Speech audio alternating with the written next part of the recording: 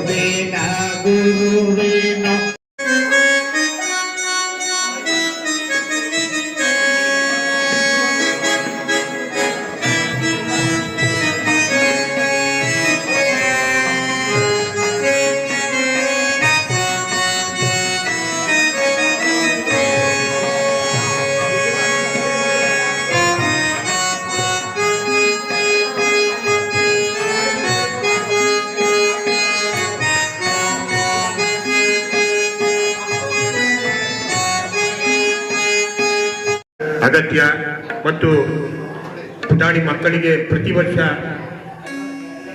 50ಕ್ಕಿಂತ ಹೆಚ್ಚು ಮಕ್ಕಳಿಗೆ ಸಂಸ್ಕಾರ ಜ್ಞಾನವನ್ನ ಕೊಡ್ತಾ ಬರ್ತಾ ಇದ್ದೇವೆ. ಇಂಥ ಒಂದು ಎಲ್ಲರ ಸಹಕಾರವನ್ನ ಸ್ಮರಿಸಿದಂತ ಶ್ರೀಗಳಿಗೆ ಈ ಕಾರ್ಯಕ್ರಮದ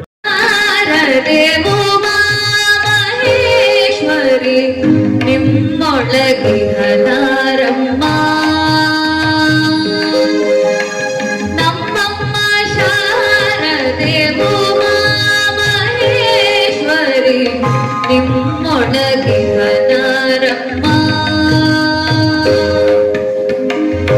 ಕಮ್ಮಗೊಲ್ಲನ ವೈರಿ ಸುತನಾದ ಸುಂಟಿಲ ಹಿರನ ಗಣನಾಥನೇ ಕಾಣಮ್ಮ ನಮ್ಮಮ್ಮ ಶಾರದೆ ಮಹೇಶ್ವರಿ ನಿಮ್ಮೊಳಗೆ ಹನಾರಮ್ಮ.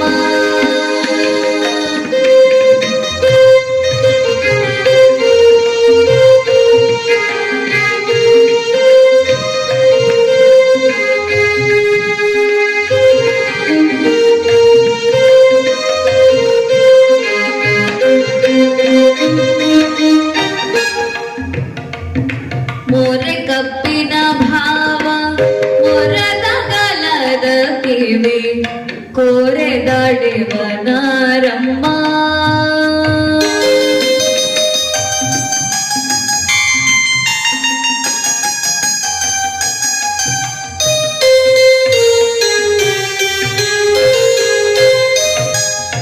मोरे कप्पिन भाव मोರದ ಗಲದ ಕಿವಿ ಕೋರೆದಾಡೆವನಾರಮ್ಮ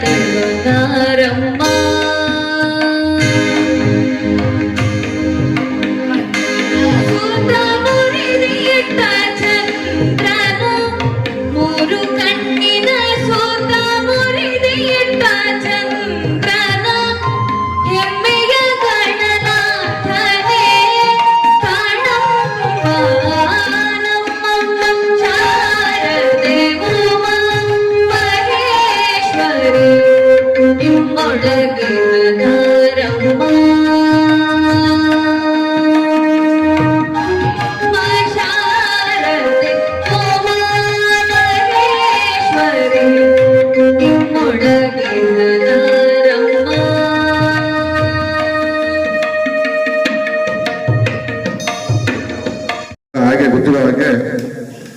ಬಸವೇಶ್ವರ ಜಯಂತಿ ಇವತ್ತು.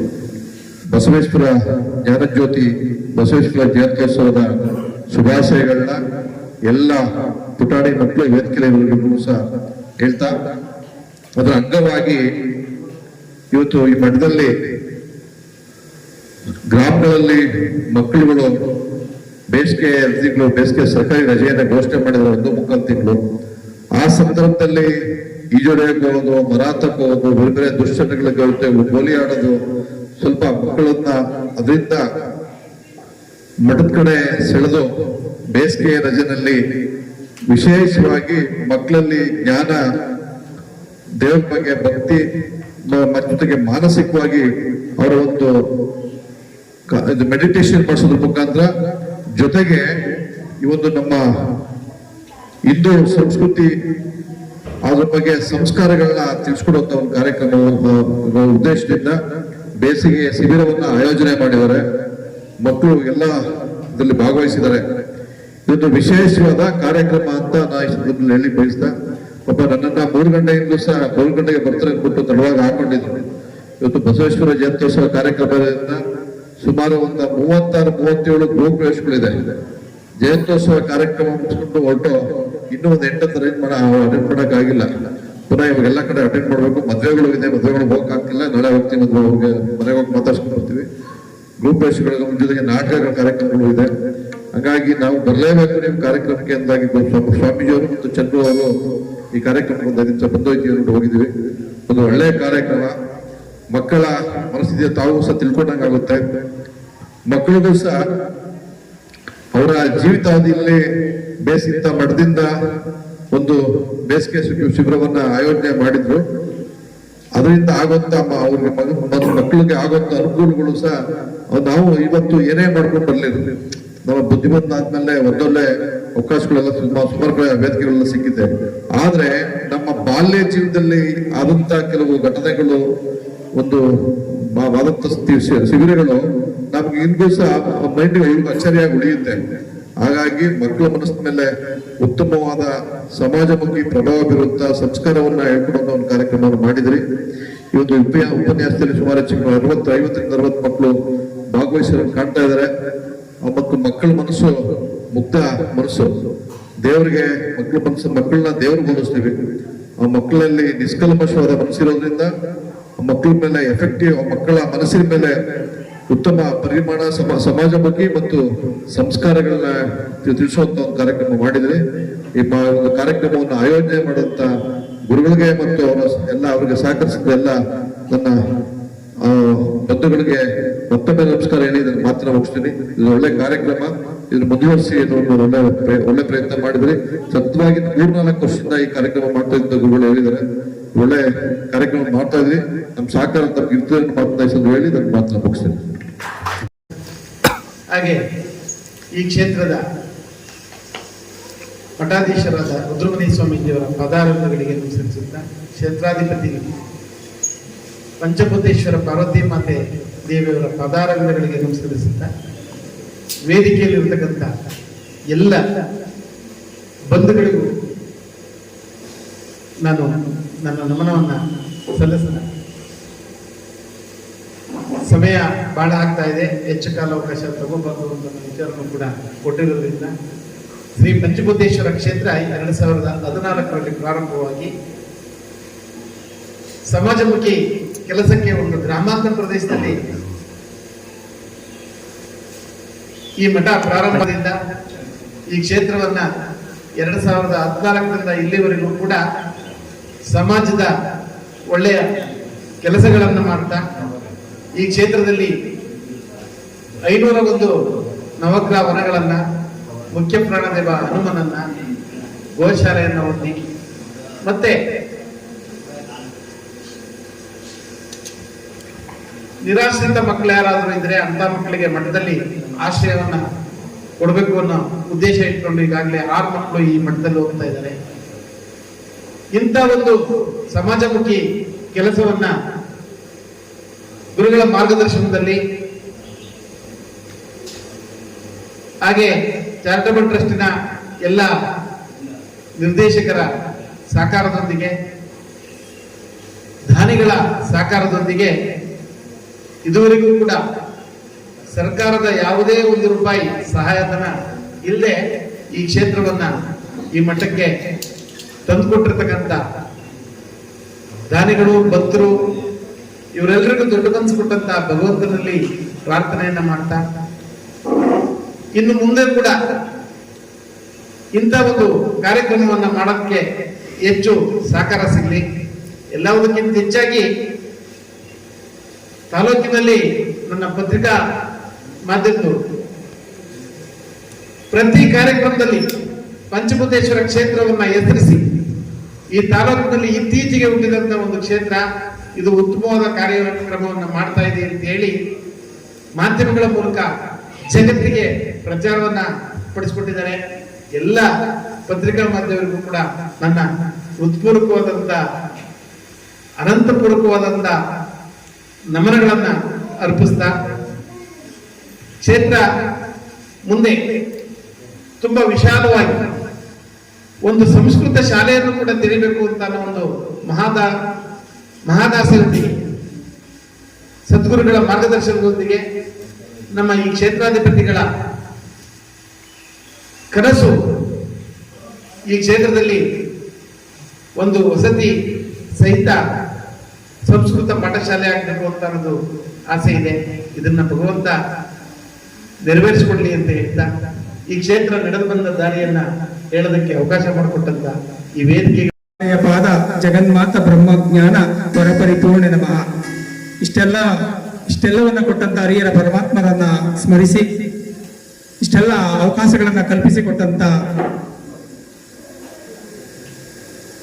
ಸನಾತನ ಧರ್ಮರತ್ನಕರ ಸದ್ಗುರು ಮಾದೇಶ್ ಗುರುಜಿಯವರನ್ನ ಅವರ ಪಾದಾರವಿಂದಗಳಿಗೆ ಶಿರಸಾಷ್ಟಾಂಗ ನಮನಗಳನ್ನ ಅರ್ಪಿಸಿ ಈ ಕ್ಷೇತ್ರದ ಅಧಿದೇವತೆಗಳನ್ನ ಸ್ಮರಿಸಿ ಹಾಗೂ ಈ ಶಿಬಿರಕ್ಕೆ ಎಲ್ಲ ರೀತಿಯಲ್ಲೂ ಸಹಕಾರ ಕೊಟ್ಟಂತ ಎಲ್ಲರನ್ನ ಗೌರವಿಸಿ ಈ ವೇದಿಕೆಯಲ್ಲಿ ಬಂದಿರತಕ್ಕಂಥ ಎಲ್ಲರನ್ನ ಗಣ್ಯರನ್ನ ಈ ವೇದಿಕೆಗೆ ಬಂದಂತ ಎಲ್ಲರನ್ನ ಅಭಿನಂದಿಸಿ ಈ ಕ್ಷೇತ್ರದ ಜನಪ್ರಿಯ ಶಾಸಕರು ಹಾಗೂ ಈ ಮಠದ ಬಗ್ಗೆ ವಿಶೇಷ ಕಾಳಜಿಯನ್ನ ಹೊಂದಿರತಕ್ಕಂಥ ಜನಪ್ರಿಯ ಶಾಸಕ ಮಂಜಣ್ಣವರನ್ನ ಅಭಿನಂದಿಸಿ ಹಾಗೂ ಈ ಏನು 3 ವರ್ಷಗಳಿಂದ ಈ ಒಂದು ಸಂಸ್ಕಾರ ಜ್ಞಾನ ಶಿಬಿರವನ್ನ ಸುತ್ತಮುತ್ತಲ ಗ್ರಾಮಗಳಲ್ಲಿ ನಮ್ಮ ತಾಲೂಕಿನ ಎಲ್ಲ ಮಕ್ಕಳಿಗೂ ಸಿಗಬೇಕು ಅನ್ನೋ ಸದುದ್ದೇಶದಿಂದ ಕೊಡುಗೈ ದಾನಿಗಳ ಮುಖಾಂತರ ಈ ಒಂದು ಕಾರ್ಯಕ್ರಮವನ್ನು ಮಾಡ್ಕೊಂಡು ಬರ್ತಾ ಇದ್ದೀವಿ. ಯಾಕಂದ್ರೆ ಕಷ್ಟ ಇದ್ರೂ ಪರವಾಗಿಲ್ಲ, ಒಳ್ಳೆ ಕೆಲಸ ಮಾತ್ರ ನಿಲ್ಲಿಸಬಾರ್ದು ಅನ್ನೋ ಒಂದು ಸದುದ್ದೇಶದಿಂದ ನಮ್ಮ ಟ್ರಸ್ಟ್ ನಲ್ಲಿ ಇರ್ತಕ್ಕಂಥ ಎಲ್ಲ ಪದಾಧಿಕಾರಿಗಳ ಸಹಕಾರ ಹಾಗೂ ನಮ್ಮ KS ಚಂದ್ರು ಅವರ ಸಹಕಾರ ಹಾಗೂ ನಮ್ಮ ಕೊರಟಗೆರೆ ಚನ್ನಕೇಶವ ಪ್ರೌಢಶಾಲೆಯ ಎಲ್ಲ ಸಹ ಶಿಕ್ಷಕರು, ಮುಖ್ಯ ಶಿಕ್ಷಕರು ಅವರೆಲ್ಲ ಸಹಕಾರ ಮನೋಭಾವದಿಂದ ಹಾಗೂ ಜ್ಞಾನದೇಗುಲ ಪ್ರೌಢಶಾಲೆ, ಹರಿಯಲ್ಲಮ್ಮ ದೇವಸ್ಥಾನ ಹಾಗೂ ಬೆಡದಳ್ಳಿಯ ಶಾಲೆಯ ಎಲ್ಲ ಶಿಕ್ಷಕರ ಸಹಕಾರದಿಂದ ಈ ಒಂದು ಸಂಸ್ಕಾರ ಜ್ಞಾನ ಶಿಬಿರ ನಡ್ಕೊಂಡು ಹೋಗ್ತಾ ಇದೆ. ಅದಕ್ಕೆ ಪ್ರತಿಯೊಂದು ಹಂತದಲ್ಲೂ ಸಹಕಾರ ಕೊಟ್ಟಂತ ನಮ್ಮ ತಂಡದ ಕಾರ್ತಿಕ್ ಮತ್ತು ಅವರ ತಂಡ, ಚೇತನ್ ಮತ್ತೆ ಇನ್ನ ಭಗವದ್ಗೀತೆ ಶ್ಲೋಕಗಳನ್ನು ಹೇಳ್ಕೊಂಡು ಬರ್ತಾ ಇದ್ದಾರೆ. ನಮ್ಮ ಆದಿಚುಂಚನಗಿರಿ ಮಠದಿಂದ ಬರ್ತಾ ಇದ್ದಾರೆ. ಅವರು ಕೂಡ ಮಕ್ಕಳಿಗೆ ಒಂದು ಸಂಸ್ಕಾರವನ್ನು ಕೊಡಬೇಕು. ಯಾಕಂದ್ರೆ ಇವತ್ತು ತಾಳ್ಮೆ ಮತ್ತೆ ಮಕ್ಕಳಲ್ಲಿ ಇವತ್ತು ತಾಳ್ಮೆ ಕಡಿಮೆ ಆಗ್ತಾ ಇದೆ. ಮಕ್ಕಳಲ್ಲಿ ಇವತ್ತು ಏನಾಗ್ತಿದೆ, ವೈಜ್ಞಾನಿಕವಾಗಿ ಬೆಳೆದಷ್ಟು ಕೂಡ ಅವರಲ್ಲಿ ಏನು ಸಮಾಧಾನ ಅನ್ನೋ ಮನಸ್ಥಿತಿಯನ್ನ ಸಮಾಧಾನವನ್ನು ಇಟ್ಕೊಳ್ಳೋದು ಕಷ್ಟ ಆಗ್ತಾ ಇದೆ. ಅದನ್ನ ಕಲಿಸ್ಬೇಕು ಅನ್ನೋ ಸದುದ್ದೇಶದಿಂದ ಇಲ್ಲಿ ಭಜನೆ, ವಚನ ಮತ್ತೆ ಸಂಗೀತ ಮತ್ತೆ ಭಗವದ್ಗೀತೆಯ ಶ್ಲೋಕಗಳು ಉಚ್ಚಾರಣೆಗೆ ಮಕ್ಕಳಿಗೆ ಬರಲಿ ಅಂತೇಳಿ ಅವರ ಜ್ಞಾಪಕ ಶಕ್ತಿಯನ್ನು ಹೆಚ್ಚಿಸಬೇಕು ಅನ್ನೋ ಸದುದ್ದೇಶದಿಂದ ಒಂದು ಸಣ್ಣ ಪ್ರಯತ್ನ ಸಮಾಜದ ಮುಖಿ ಕೆಲಸಕ್ಕೆ ಮತ್ತೆ ಸಮಾಜವನ್ನು ತಿದ್ದಕ್ಕೆ ಬಂದಂತ ಭವಿಷ್ಯದ ಈ ಮಕ್ಕಳಿಗೆ ಒಂದು ಜ್ಞಾನವನ್ನು ಕೊಡಬೇಕು ಅನ್ನೋ ಒಂದು ಸದುದ್ದೇಶದಿಂದ ಎಲ್ಲರ ಸಹಕಾರದಿಂದ ಈ ಒಂದು ಸಂಸ್ಕಾರ ಜ್ಞಾನ ಶಿಬಿರವನ್ನು ಹಮ್ಮಿಕೊಂಡು ಬರ್ತಾ ಇದ್ದೇವೆ. ಇದಕ್ಕೆಲ್ಲ ಸಹಕಾರ ಕೊಟ್ಟಂತ ಎಲ್ಲರನ್ನ ಗೌರವಿಸಿ ಮತ್ತೆ 10 ದಿನಕ್ಕೆ ಈ ಒಂದು ಕಾರ್ಯಕ್ರಮಕ್ಕೆ ಪ್ರತಿದಿನ ಒಬ್ಬೊಬ್ರು ತರಬೇತಿ ನೀಡಲಿಕ್ಕೆ, ಉಪನ್ಯಾಸ ಕೊಡ್ಲಿಕ್ಕೆ ಒಂದು ಸಂಪನ್ಮೂಲ ವ್ಯಕ್ತಿಗಳು ಬಂದು ಎಲ್ಲವನ್ನ ಮಕ್ಕಳಿಗೆ ತಿಳಿಸಿ ಅವರ ಮಾರ್ಗದರ್ಶನ ಮತ್ತೆ ಮಕ್ಕಳ ಭವಿಷ್ಯ ಹೇಗಿರ್ಬೇಕು, ಅವರ ಜೀವನದ ಶೈಲಿ ಹೇಗಿರ್ಬೇಕು, ಅವರಲ್ಲಿ ಏನು ಕಾರ್ಯಕ್ರಮದಲ್ಲಿ ಯಾವ ರೀತಿ ಮಾತಾಡಬೇಕು, ಮತ್ತೆ ಗೌರವ ಹಿರಿಯರನ್ನ ಯಾವ ರೀತಿ ಗೌರವಿಸಬೇಕು, ಯಾವ ರೀತಿ ಸಾಮರಸ್ಯ ಜೀವನ ನಡೆಸಬೇಕು ಅನ್ನೋ ಉದ್ದೇಶವನ್ನ ಎಲ್ಲವನ್ನ 10 ದಿನದಲ್ಲಿ ಮಕ್ಕಳಿಗೆ ತಿಳಿಸ್ಲಿಕ್ಕೆ ಪ್ರಯತ್ನ ಪಡ್ತಾ ಇದೀವಿ. ಆ ಪ್ರಯತ್ನ ನಿಮ್ಮೆಲ್ರಿಗೂ ಆ ಪ್ರಯತ್ನದಲ್ಲಿ ಸಫಲತೆಯನ್ನ ಭಗವಂತ ಕೊಡ್ಲಿ ಅಂತೇಳಿ ಪಂಚಭೂತೇಶ್ವರ ಸ್ವಾಮಿಯನ್ನ ಸ್ಮರಿಸಿ ಈ ಕಾರ್ಯಕ್ರಮ ಯಶಸ್ವಿಯಾಗ್ಲಿ ಅಂತ ಭಗವಂತನಲ್ಲಿ ಸ್ಮರಿಸಿ ನನ್ನ 2 ಮಾತುಗಳನ್ನ ಮುಕ್ತಾಯ ಆಗ್ತದೆ.